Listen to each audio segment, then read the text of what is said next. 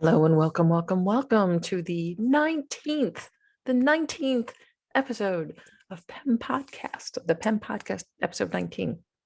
How do they usually, is it PEMpodcast episode 19? Yeah, PEMpodcast, Psychic Eye Mystery Podcast. Sandy is not wearing pants.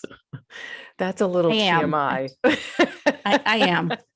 I am wearing pants. I just thought it'd be fun to hold up a sign.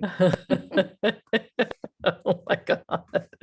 You are a nutty nut. My sister's a nutty nut, people. A nutty nut. She's normally like all business, right? All like analytical and intelligent and everything. But so much fun. Like, look out. She is not wearing pants. Are you heading out to throw more eggs? Is that why you're not wearing pants? You're just like you're wearing black tights. Big disguise. Yeah. Wearing sweatpants. Oh my God, hilarious. Me too. Only dressed from the top up.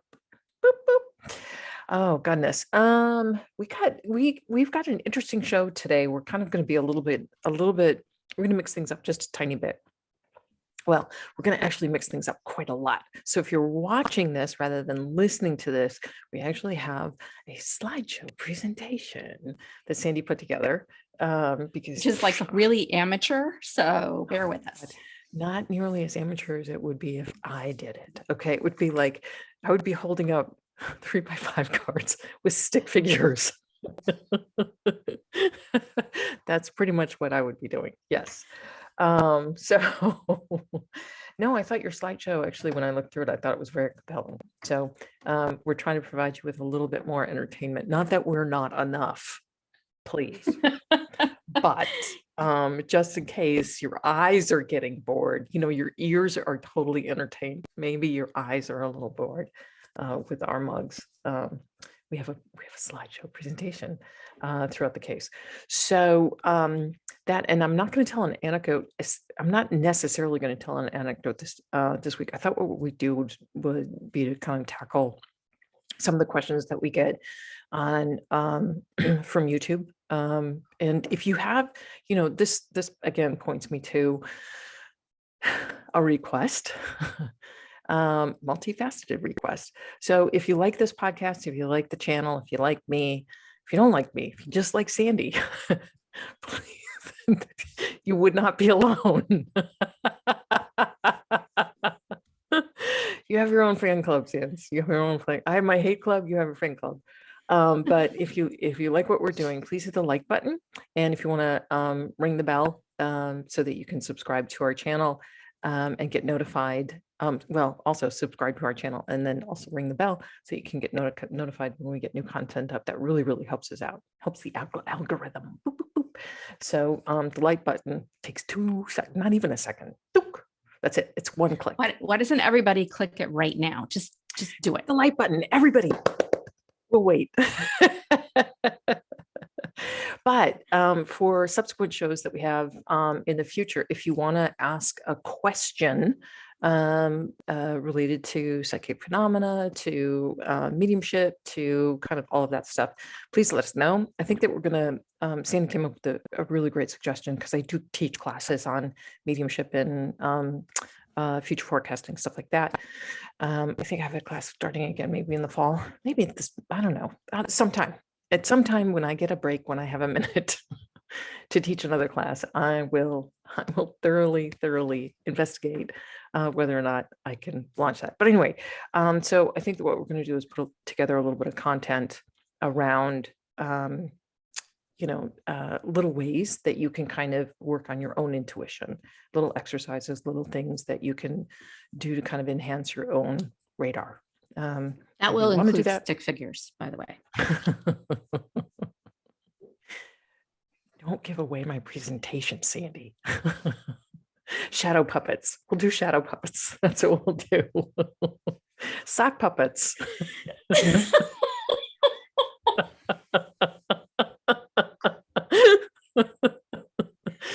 Yes, how to be a medium. Oh my God, hilarious. It's Friday. I'm sorry, it's Friday. Right? It's been a long ass week. Yeah, okay. I'm gonna need a cocktail after this is over and done with. Anyway, so I'll be answering questions that we got people were commenting on the YouTube feed. And if you have any questions for me, or even for Sandy, it'd be interesting if Sandy got any questions, because I would be interested to see how she would not answer them. Is Sandy wearing pants? Is she wearing pants this week? That's the burning question that everyone wants to know. I really don't think that should be a burning question. Just to be clear, I'm wearing sweatpants. Okay. So she says. So she says. It's a mystery as to whether or not. Oh, stop! Put that leg down. Oh goodness. Okay, so let's kick it off with book promotion. A grave prediction is, I don't know, something in the Abby Cooper Psychic Eye Mysteries. I don't know, book 13, 14, something like that. And in this book, little fact. So in this book, I had asked the artist to put a sweater that I've loved Kira Sedgwick's character on the closer used to wear. And I loved that sweater. So I was like, can you have Abby wearing that? And she did. She put it in, which I thought was great. But Abby heads out to LA, Los Angeles, which is why I wanted the sweater put in, because it's the same city as the closer. It's like a favorite show of mine. I loved the closer. Loved Kira Sedgwick. Loves Kira Sedgwick. Who doesn't love Kira Sedgwick? Please. Anyway, so Abby heads to LA. There's a series of bank robberies that the FBI bureau in LA is trying to solve. She lends her intuitive prowess to the cause. And there is a side mystery that is also taking place where Abby's kind of caught between two timelines. One was in the distant past and one is in the present day. And there's an intermingling of energies there, and Abby has to kind of figure it all out with her sidekick, Candace. So this is the start where Abby, who is notoriously out of shape, is kicked to the curb by her sidekick, Candace, to start getting in shape. And I think this was right around the time that I started CrossFit. So I was like, if I have to suffer, so do my readers. So read about it, bitches. Yeah, so that's a grave prediction. And family members, just to be clear. Victoria is famous for, oh, come on, let's go for a quick jog. And then the next thing you know, she's left you in the dust and then teases you by circling back, going, come on, why can't you run faster? Because there's a wild boar chasing me right now. Oh my God. You know. So Sandy came down, when I lived in Texas, Sandy came down to visit and we had to do the trail. And I was like, well, I'm going to go this way because I wanted to do more miles. And Sandy was just going to do like 2 or 3, right? So I wanted to do like 5 or 6. So I'd never been here before. Never been here, right. But she's like, just go in that direction. You couldn't get lost. It's a trail that loops back. So even if you did, you could just retrace your steps. Like it's paved, people, okay? Didn't send her into the wild. But then again, it is Texas. So I go my way and I'm running, and I see this guy next to a bicycle that has fallen over. And I'm thinking, oh my God, he must be hurt because he's kind of bent over. And there's like a mound of what I think is like dirt. He's bending over and he's expecting. And as I get closer, it's not a mound of dirt. It's a wild boar that apparently was hit by a car. No blood or anything, no gore, but succumbed. And this thing was probably 450 pounds. And the tusks on it were like, they were like 2.5, 3 inches across. Like they were massive. So that's the direction she sent me in to run. Go towards the boar. Not. No, it's not. It's not. Sandy, it's not. It is. I didn't send you. No, Sandy, I came back and told you about it. And then we drove up. Remember? We drove the direction I had gone. Yeah. No. Boar dead. No. You went the opposite way. Here we are arguing. We can take this offline, but I did not send you in the direction of the wild boar because you didn't run into the wild boar. You would have come back and told me. I came back and told you. Okay, let's be clear. Just for the record, you went one way, I went the other. I went in the direction of where the wild boar ended up. I came back, boar gets hit. You passed me, go down towards the boar, come back. Sandy. That's what happened. Oh my God, people. She's so wrong. I'm sorry, but I ran that trail millions of times. I know exactly where I sent you. I did not send you in the direction of the boar. you came back. I was like, yeah, there's a wild boar down there. The guy, we're like, what? Let me go see this. We got in the car. We drove down there. We took a look. You were like, oh my God. And I was like, yeah, well, that'll be taken care of by the vultures in a day or two, because again, Texas. So, yeah, this I thing was immediately went to massive. the airport. The I guy who was bending over the board. This is kind of interesting. So he's bending over the board, and the board is still warm. Like it basically just succumbed. And I'm like, don't get too close to it. And he's like, it's okay, I'm a veterinarian. And I kept thinking about that later, like, what is that going to do? Like, if the boar jumps up and starts to gore you, you'll be, no, wait, I'm a veterinarian.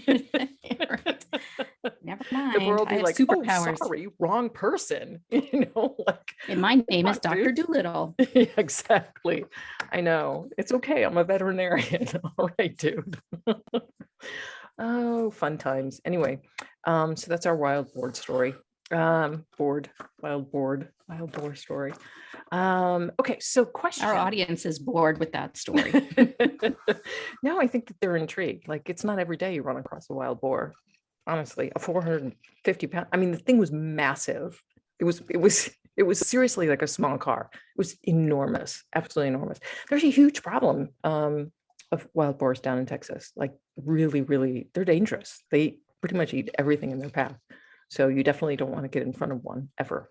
So anyway, enough about that. Sandy, throwing it over to you, kicking the ball. Ooh, over to you for questions. Go ahead, fire away. Pass. What? No, I'm kidding. All right. So one of the questions that our fans have asked is, what happens to evil people when they cross over? I can only speak to a little bit of this, honestly. The other side, they're very careful when they talk about, like, because I've been doing a lot of communicating with the other side about some of these murders that we've been covering. And in none of those instances do they identify someone as being evil. They identify someone as doing evil deeds. So they're making a big distinction.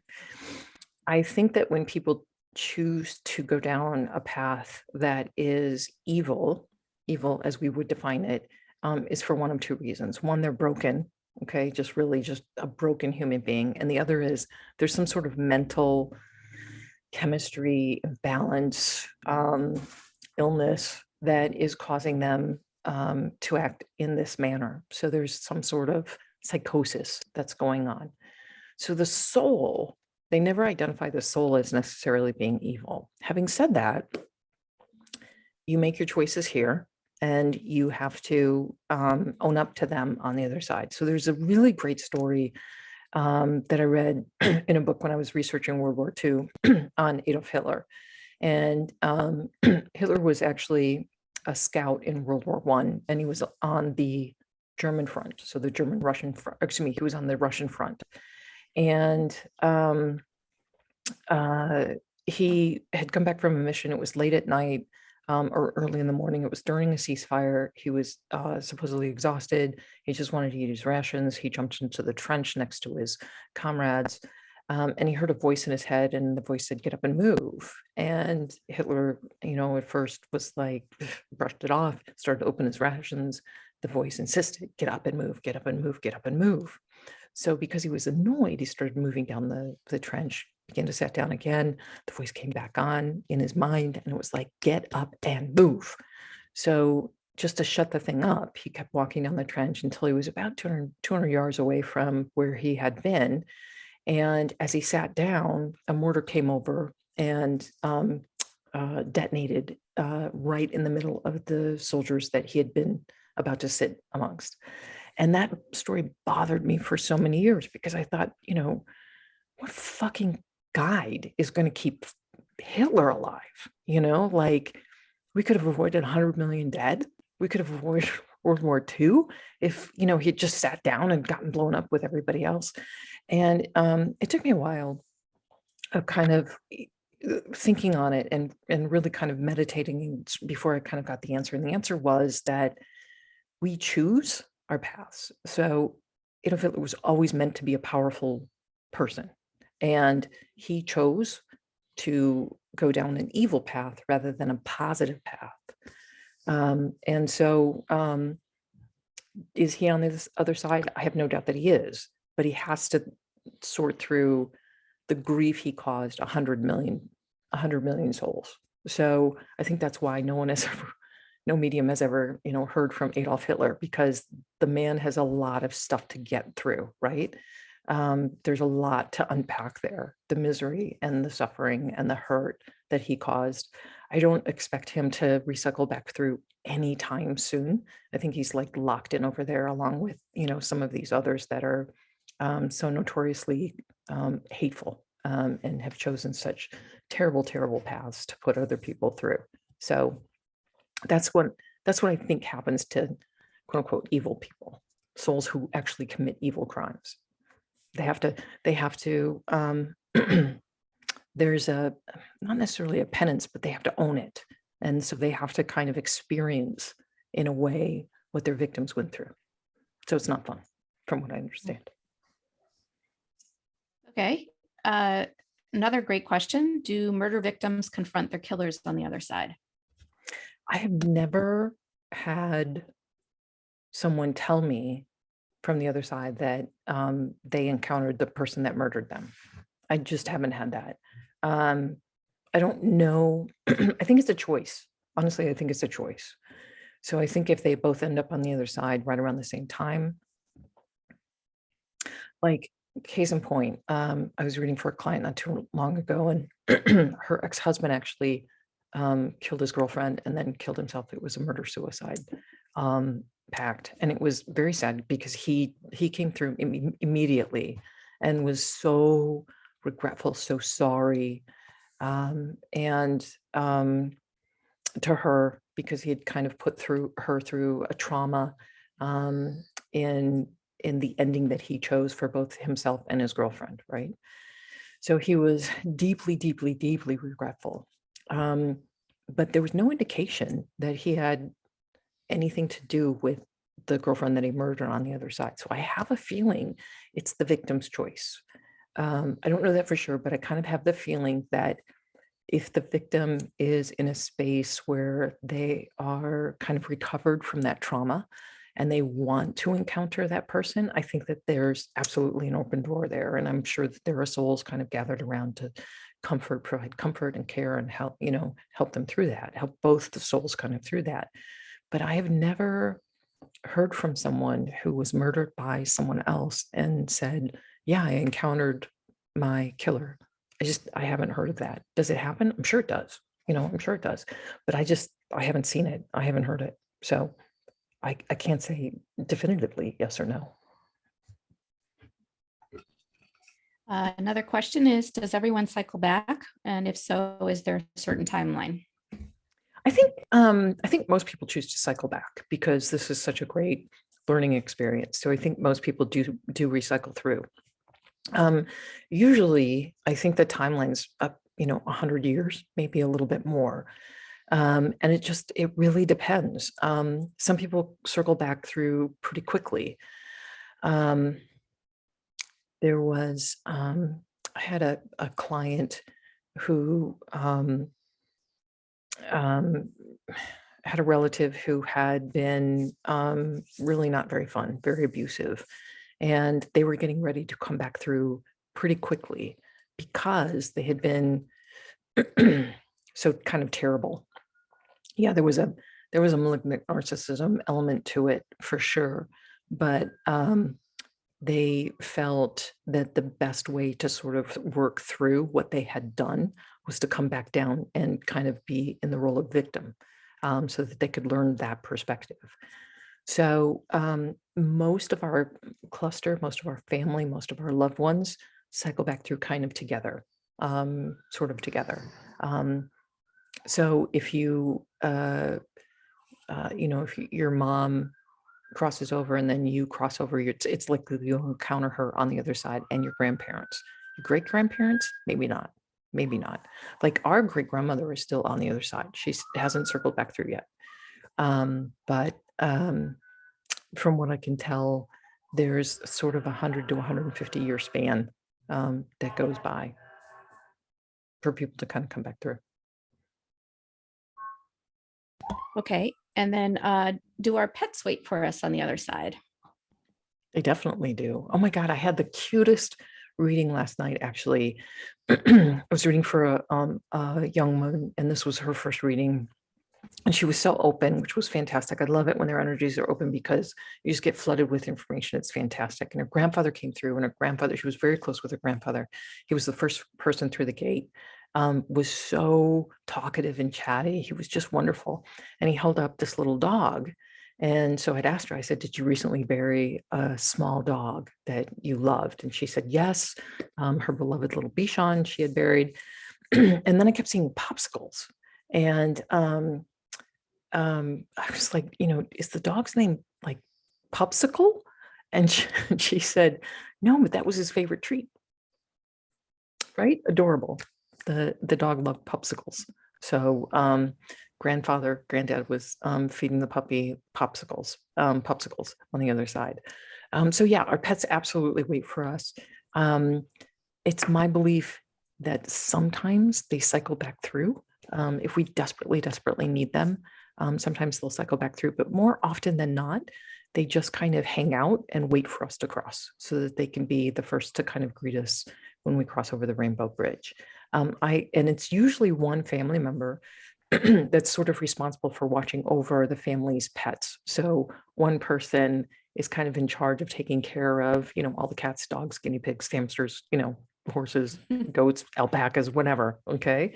On the other side, for the whole family. And I love it when those people come forward to me because they will show the the pet that my client is missing the most.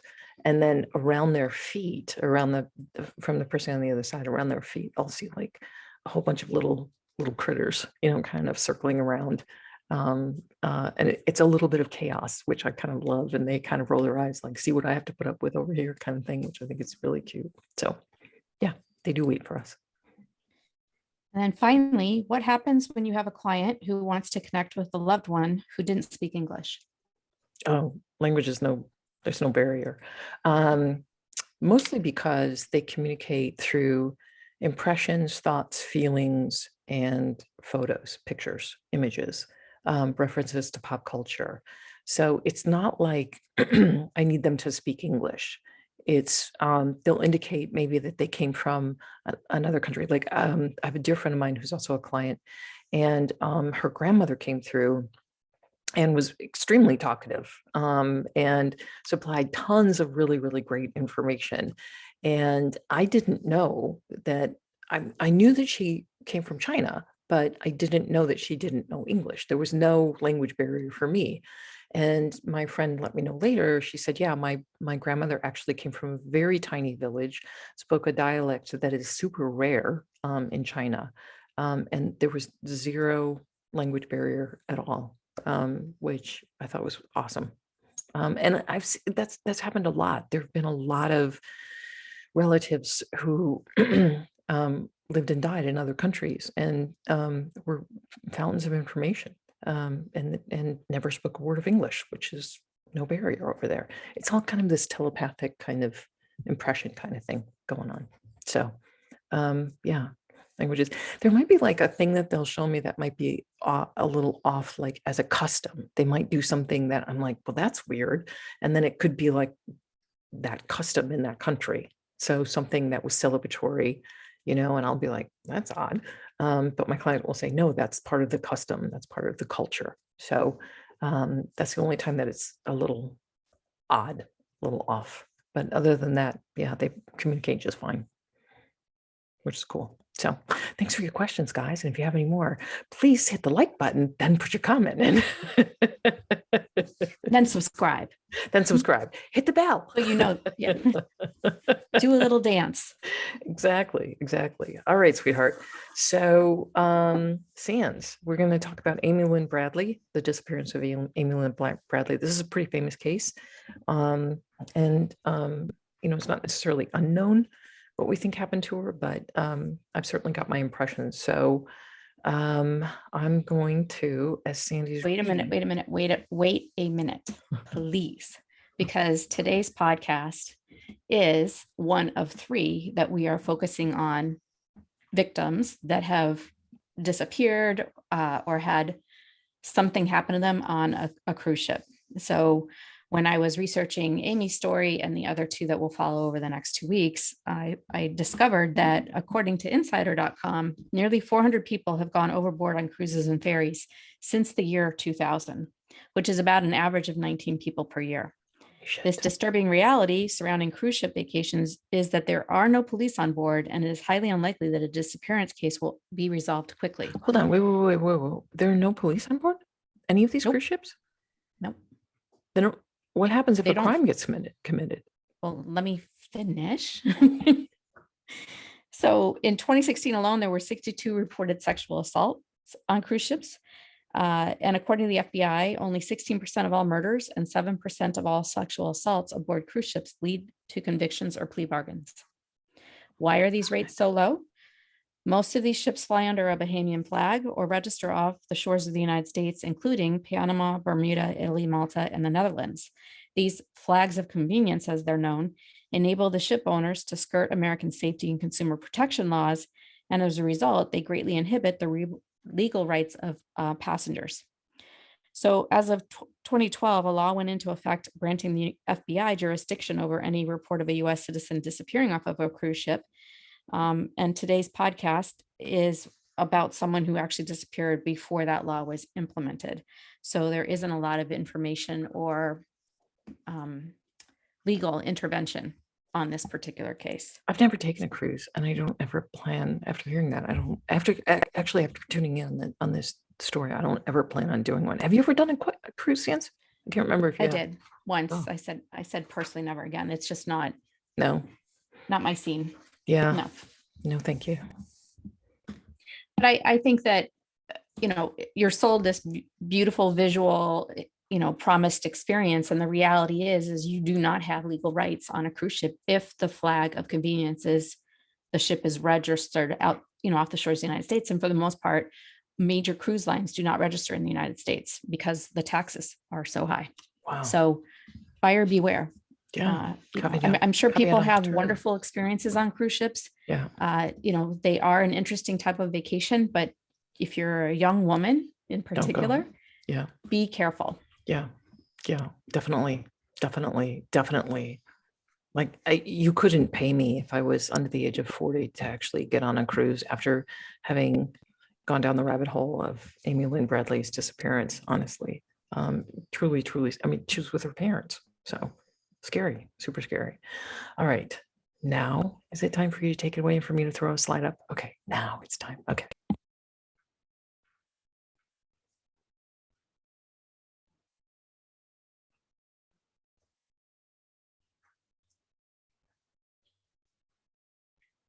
Okay, so 23-year-old Amy Lynn Bradley was vacationing with her family on a Royal Caribbean's Rhapsody of the Sea in late March of 1998. At some point after docking in Curacao, Amy went missing, and authorities do not believe that Amy fell overboard, but instead suffered something far more nefarious.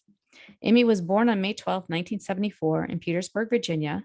Her parents, Ron and Iva Bradley, raised Amy and her younger brother, Brad, in Chesterfield County, 20 miles outside of Richmond. After graduating from high school, Amy, who was outgoing and athletic, opted to stay close to home and attended Longwood University in Farmville on a basketball scholarship where she earned a degree in physical education. And then Amy decided to continue at the university to secure a graduate degree. And upon graduation, which was just a few months before she disappeared, she had planned to start a new job at a computer consulting firm. To celebrate Amy's pending success, the family booked a spring break vacation on the Royal Caribbean's Rhapsody of the Seas. Even though she was a strong swimmer and had spent many summers working as a lifeguard, Amy was actually terrified of open water, especially the ocean. So while she was reluctant at first, Amy ultimately agreed to join the family on their all-inclusive Caribbean cruise. On March 21st, 1998, the Bradley family boarded the Rhapsody of the Seas and set sail from Puerto Rico for Aruba. On March 23rd, 1998, on the third day of the cruise, the ship sailed to Curacao.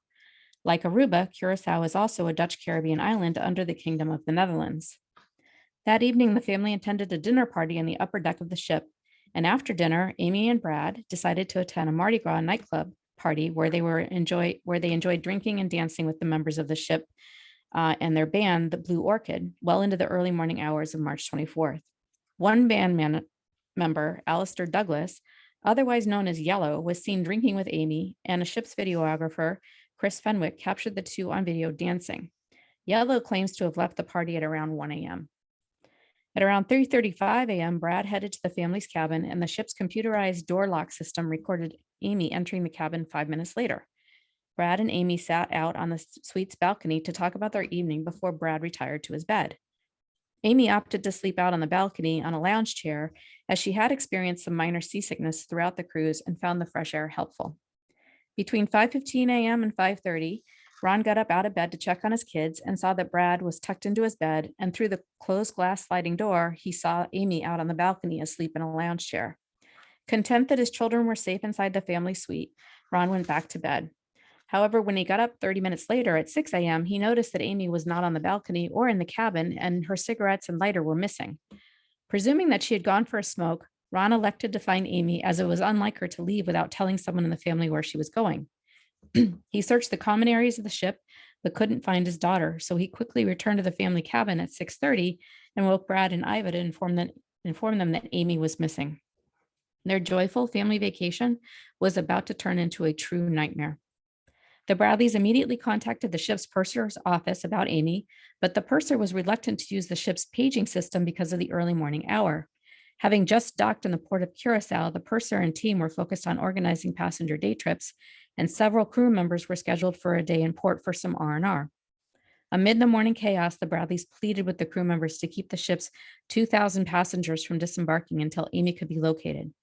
Iva, now panicked, declared, "You need to lock this ship up. You need to back the ship off the dock. Don't let anybody off this boat. Somebody's got my daughter." At 7:50 a.m., the crew agreed to issue a shipwide announcement asking for Amy to report to the purser's desk, but by then most of the passengers had left the ship for the day. Finally, the captain ordered a search of the 120-pound, 5'7" green-eyed brunette.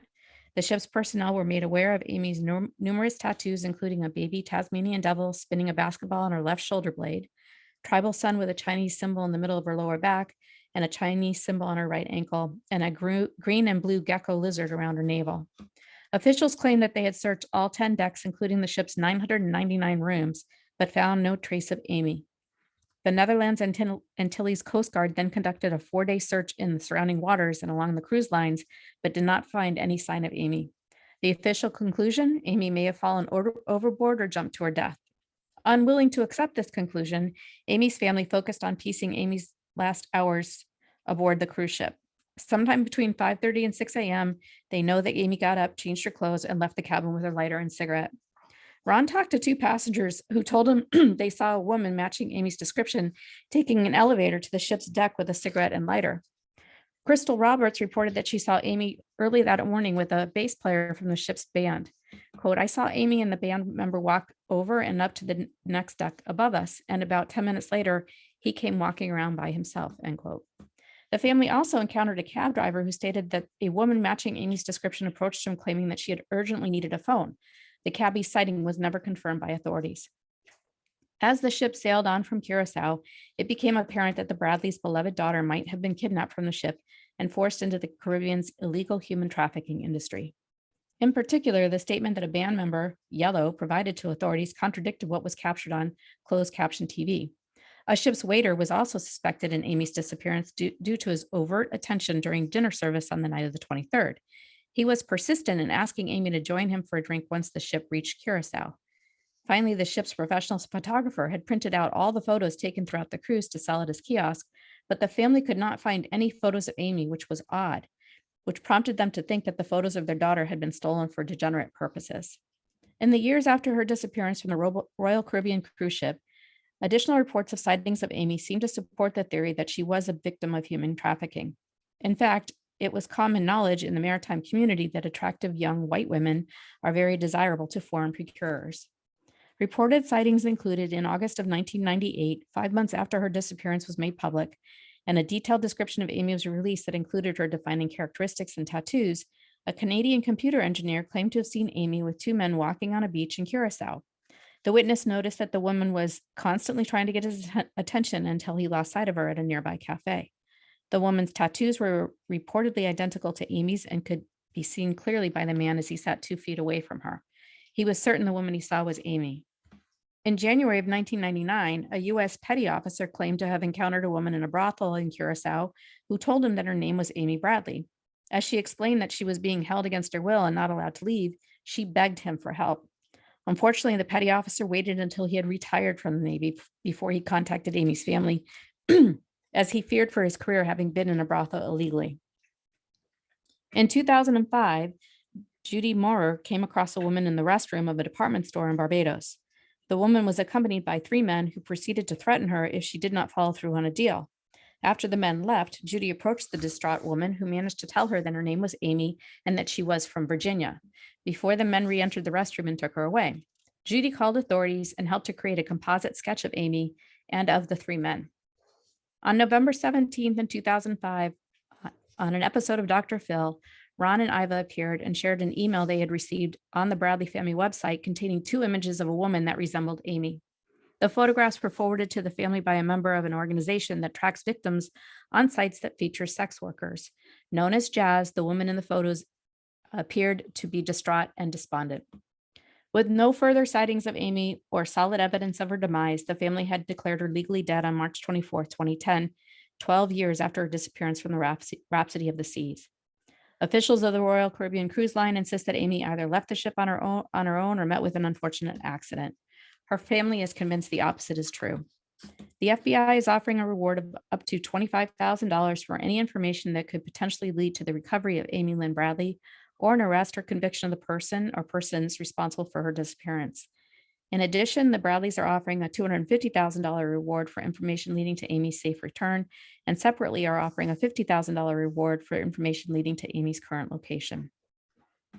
My sources for this story are Wikipedia, unsolved.com, and ranker.com. Unspeakable Times, Shocking Facts About Amy Lynn Bradley, the Woman Who Disappeared at Sea by Phil Gibbons, updated September 23rd, 2021.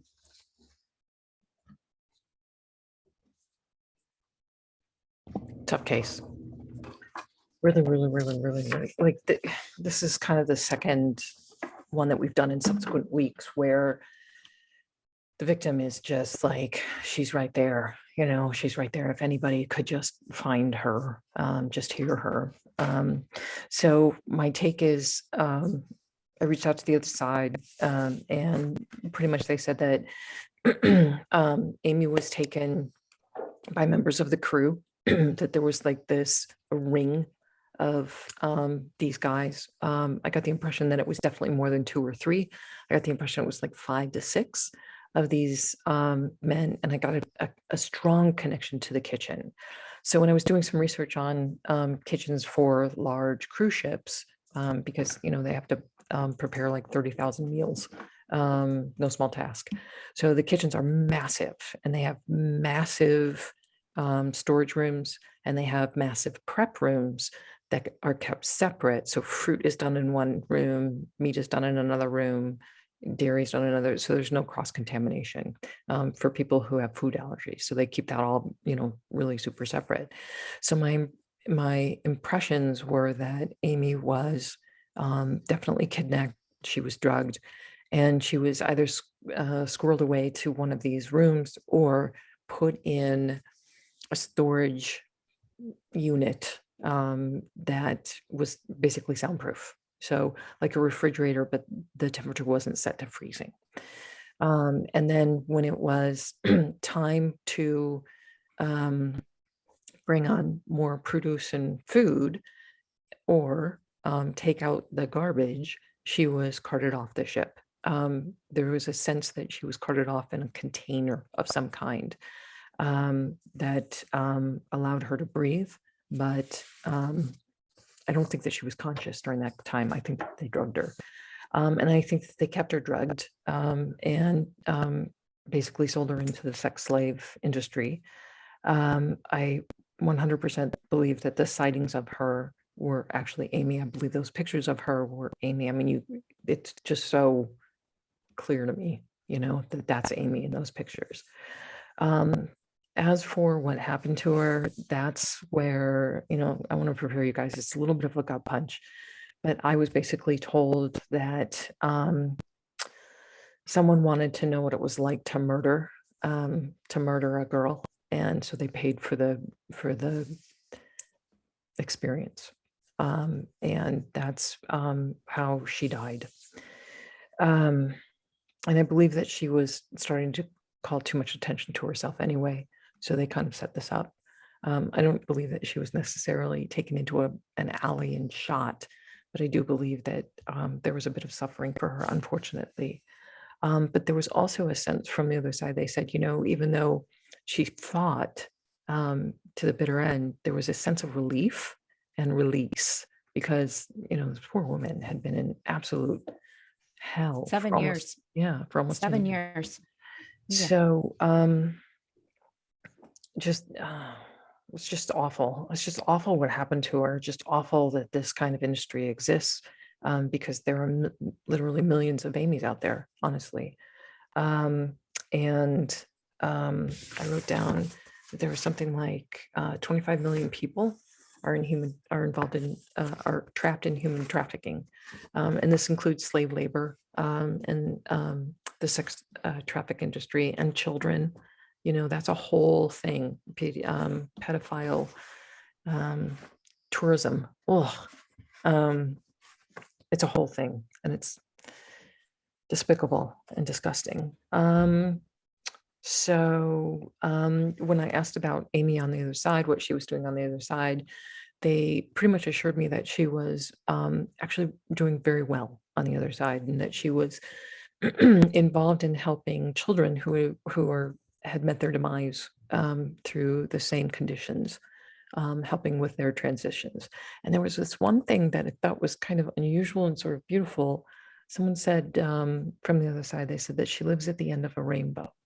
And they give me a distinct impression of like a little small kind of cottage looking house where a rainbow was like began in the yard, in the side yard. So she was literally on the other side living next door to a rainbow. And it was a beautiful kind of peaceful scene that was put into my mind's eye. And I truly hope that's exactly where she is. I truly hope that she is not suffering an iota over what her experience was. But that is kind of, that's my experience. The only other thing that they kind of indicated, which I thought was interesting, was that she's already working on her next life, working on her blueprint for her next life. And that blueprint includes a position where she will wear a badge. So I have no doubt that at some point she'll come back through in a position to do something about the sex slave industry or the human trafficking industry, because they made me feel like that's important to her to be on the side that can help here on this plane. So my heart goes out to her parents and her brother. I can't. If you disappeared and I never knew what happened to you, it would break me. It would absolutely break me. So I really feel for them. Not to get emotional, but I really feel for them. No, I can't imagine knowing that your child likely was put into this situation. I think it's it's a brutal hell on earth. So you can tell from the photos, around. Particularly the dad, how he's just like just the way he stands. This is my family. I'm protective of them, and the fact that he went and checked on his children twice. These are adults and he's still checking on them. I can't imagine what that does to you. I just can't imagine what that does. Well, I also think that, there was strong intuition on the family's part. Amy didn't want to go on the cruise. Yeah. She did not want to go on the cruise. And she was, rightly so, encouraged to participate in the family event. They were looking to celebrate her. The father checked on his kids twice that night. The waiter, kind of got everybody unnerved. Keep down. And then Iva, the mother, was insistent, lock up the ship. I know my daughter is in trouble. And I think what's frustrating is because it's not a US oriented ship, even though it's it's a Dutch cruise line, but their laws do not protect the passengers on ship. So why would a purser shut down the ship and inconvenience all these people for one possible passenger that would bring a ton of scrutiny on the cruise ship? If ring of people in the kitchen are running a sex trafficking ring. Yeah. You don't want to be the captain of that ship. And that's the other tragedy too, is that they searched supposedly all 999 rooms. No way. That's not, No that's freaking not, way. well, even if they did, that's not where Amy was. I know. You know, that's not where she was. She was, I think, quickly moved to the kitchen, moved to the back, because who would think to look for her there, right? Yeah. In one of those storage rooms. Yeah. So, but I So you absolutely think that the authorities knew what happened to her. I think in Curacao, I think that the authorities knew what happened to her. And I think that the powers that be on the cruise ship also had a really strong sneaking suspicion, because this isn't an isolated case. This actually happens. Curacao is a big marketplace for sex traffickers. People are known to disappear in airports and ports. Young women are known to disappear. So it's a beware. big cruise industry port, by the way. It's, most cruise lines stop in Curacao if you're doing the Caribbean. Yeah. So it's that it would be exactly where if there aren't a lot of law enforcement eyes looking out for women like this and children like this, it would be a playground for sex traffickers, right? They would be like, yeah, that one, take her, that one, take her. So, yeah. And I read I'm so sorry, Sans. I read somewhere else when I was like diving into this that a Caucasian white woman could go for as much as like 30,000 pounds on the sex, depending on like how many boxes she checked, because they were at her premium, unfortunately. So there was money to be made. You said to me earlier that you didn't think this case would ever be solved. I don't think it will. Yeah, I don't know how it would be, honestly, because no one would cooperate. Number one, it's too old. It's over 20 years old. Number two, you're never going to find her body ever. And number three, you're never going to get anybody to admit that, because she basically, I felt like she changed hands so many times. So, and who cares if you're in that industry? You don't give a shit about the women. You don't care. They are an object. They're nothing that you attach any kind of emotion to or feel guilty about. So, yeah, I don't see how it could ever be solved, unfortunately. I think it's already been solved. Honestly, I think those photos that were sent to the family anonymously, I think that's the solution. I think that's what happened to her. Like, to me, there's no question. That's her. That's her. So that's what happened to her, sadly. Tough case. As all of these were tough cases. So it's nice to know that for those victims that have crossed over, that they are, they're okay, that they've been helped, or they are in kind of treatment on the other side. And that many of them are devoting their time to assisting other victims over from the other side, especially children, because I think children who are murdered when they're young, that's a very confusing thing to cross, and so that knowing that there are souls, both relatives and strangers actually, who can assist with that process, I think is kind of a beautiful thing. So, okay.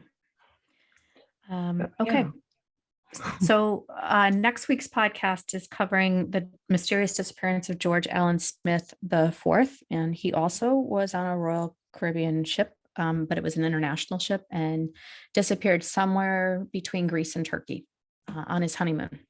So it'll be an interesting case to dig into. Yeah, I haven't even looked at it yet, so I'm curious about that one. I'm curious about all the ones. You do such a good job. The slideshow was fantastic. So I hope our viewing audience liked it.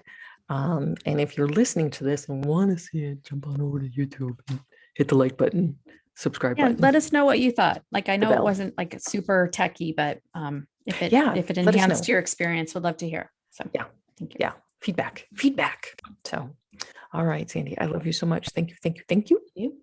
All right. Thank you. And I will see you soon. Okay. Bye, everybody. Bye. Thank you.